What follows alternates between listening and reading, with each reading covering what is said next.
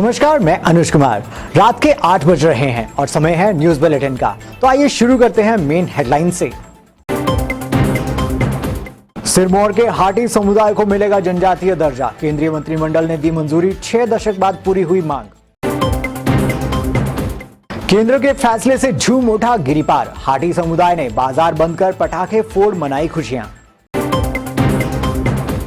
अगले 40 साल तक उठ नहीं पाएगी कांग्रेस, सीएम का तंज। भारत जोड़ो यात्रा के बजाय अपनी पार्टी को जोड़े राहुल गांधी। लूटपाट और हत्याओं से हिमाचल शर्मसार, बिगड़ती कानून व्यवस्था पर कांग्रेस प्रदेशाध्यक्ष ने घेरी जयराम सरकार। 9वीं से 12वीं तक कंप्यूटर साइंस पढ़ने वाले बच्चों को मिलेगा डिप्लोमा, नौकरी हासिल करने में भी होगा फायदा। तंजानिया में फंसा बैजनाथ का शख्स, 3 महीने से नहीं दी सैलरी, पासपोर्ट भी नहीं लौटा रही विदेशी कंपनी। 1 अक्टूबर से शुरू होंगे मंडी और धर्मशाला थाने, साइबर क्राइम पुलिस स्टेशन के क्षेत्राधिकार तय। नवरात्र पर विदेशी फूलों से महकेगा मां का दरबार, श्री वज्रेश्वरी देवी मंदिर ट्रस्ट ने तैयारियों पर किया मंथन। और अब समाचार विस्तार से। आखिरकार हाटी समुदाय की सालों से चली आ रही मांग बुधवार को पूरी हो गई और केंद्रीय मंत्रिमंडल ने ट्रांसगिरी के हाटी समुदाय को अनुसूचित जनजाति का दर्जा देने को मंजूरी दे दी। सिरमौर जिला के लिए बुधवार का दिन ऐतिहासिक रहा, हो भी क्यों ना, वर्षों से चली आ रही उनकी मांग को जो मान लिया। केंद्रीय मंत्रिमंडल के फैसले के बाद अब हाटी समुदाय को एसटी का दर्जा देने का मार्ग प्रशस्त हो गया है। केंद्रीय कैबिनेट ने हिमाचल प्रदेश की अनुसूचित जनजाति की सूची में संशोधन को मंजूरी दे दी है। बुधवार को प्रधानमंत्री नरेंद्र मोदी की अध्यक्षता में केंद्रीय मंत्रिमंडल ने संविधान में कुछ संशोधन के लिए संसद में संविधान आदेश विधेयक 2022 लाने की मंजूरी दी, ताकि हिमाचल की अनुसूचित जनजातियों की सूची में संशोधन किया जा सके।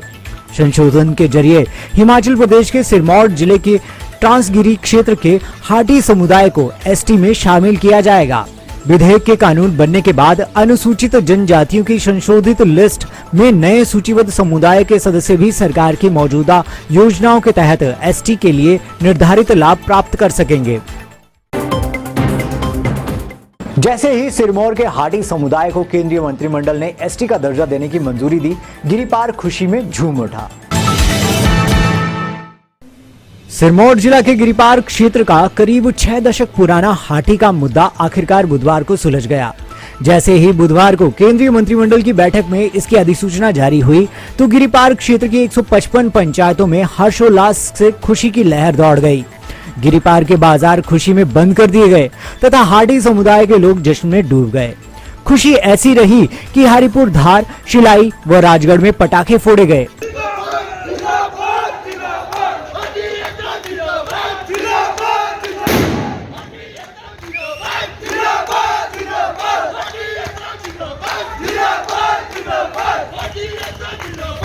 क्षेत्र के लोगों का कहना है कि आखिरकार गांधीगिरी से क्षेत्र की 150 पंचायतों के 3 लाख लोगों को उनका अधिकार मिला है।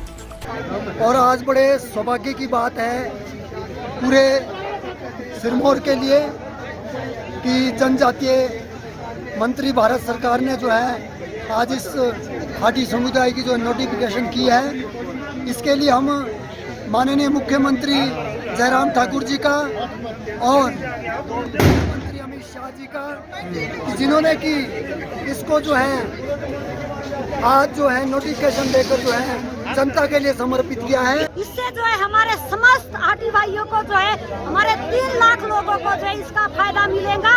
मैं उनका बहुत बहुत धन्यवाद करती हूँ। प्रदेश सरकार और भारत सरकार का सराहनीय कदम है, जिसकी बड़े लंबे समय से लोगों की इच्छा थी कि हमको ये ट्राइबल स्टेटस मिलना चाहिए।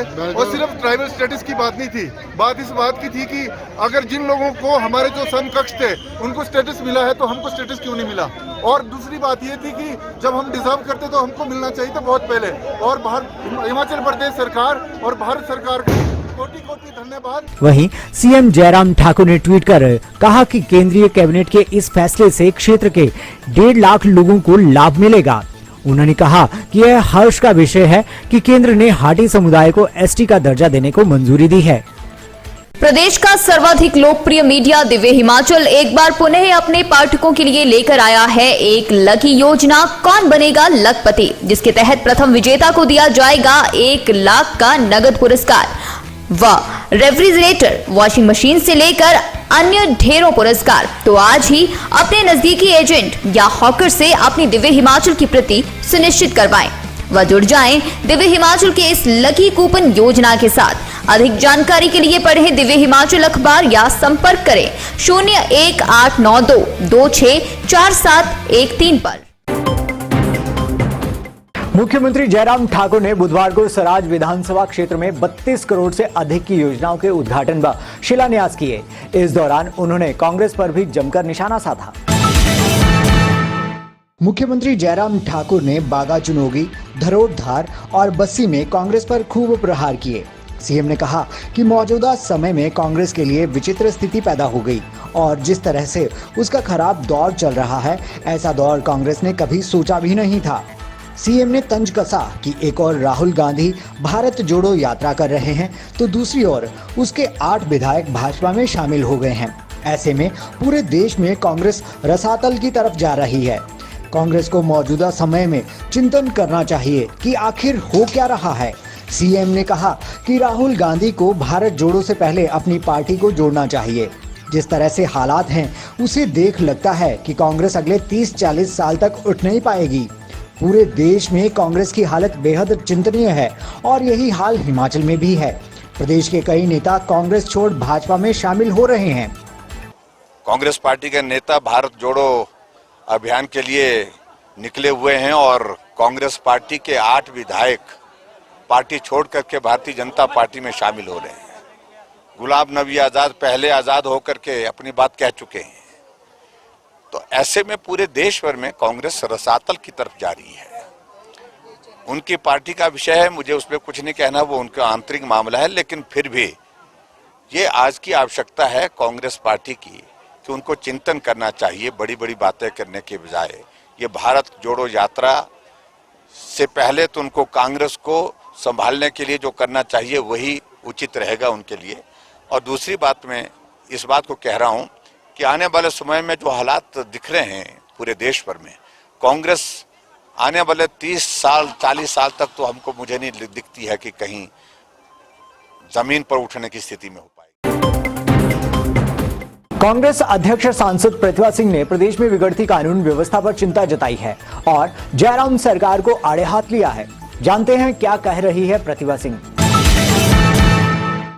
कांग्रेस प्रदेशाध्यक्ष ने कहा कि दिन दहाड़े हत्याएं, लूटपाट, मारपीट और महिलाओं के साथ जघन्य अपराध से देवभूमि शर्मसार हो रही है और मुख्यमंत्री सरकारी खर्च पर अपनी चुनावी सभाओं में मशगूल हैं।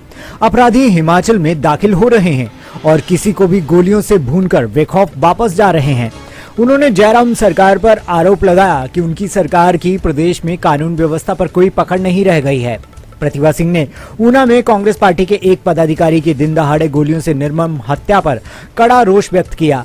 प्रदेश में कानून व्यवस्था का जनाजा निकलता जा रहा है। उन्होंने इस हत्याकांड में शामिल अपराधियों को जल्द पकड़ने की मांग की है। कंप्यूटर साइंस पढ़ने वाले बच्चों के लिए खुशखबरी है।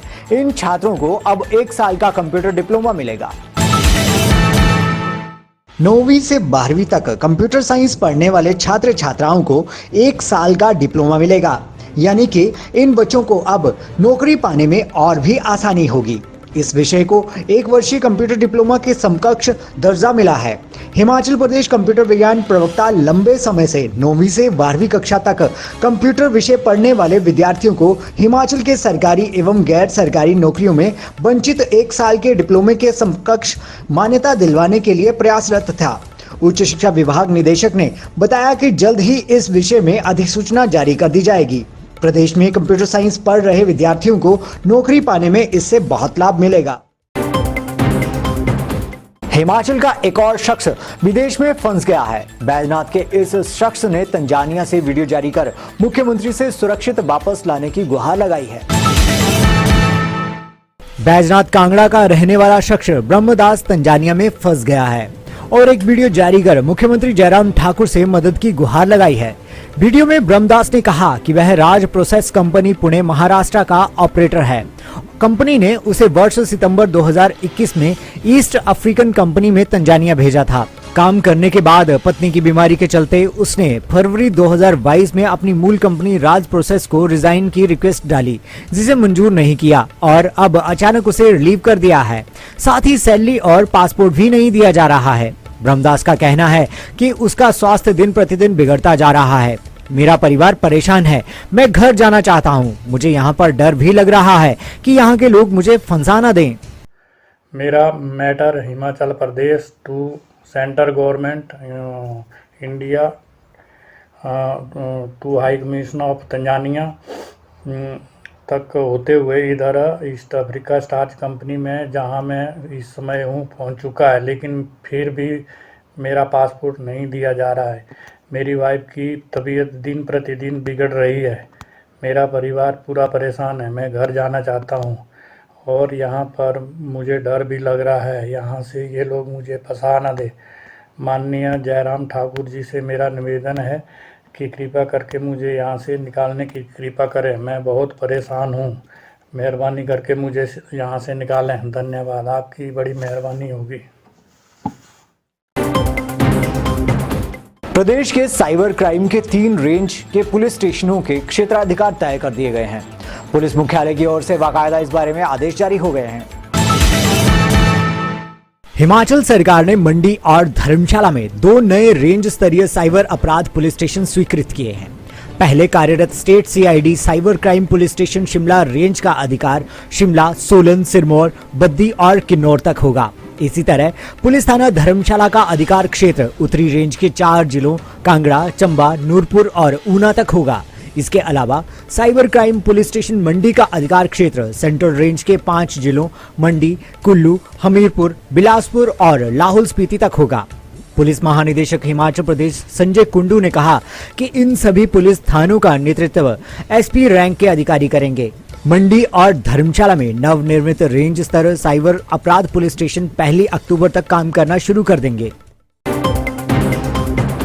इस बार नवरात्र पर हिमाचल के शक्तिपीठ अलग ही छटा बिखेरेंगे। इसके लिए तैयारियां शुरू हो गई हैं और मंदिर प्रशासन भी इंतजामों को लेकर लगातार बैठकें कर रहा है।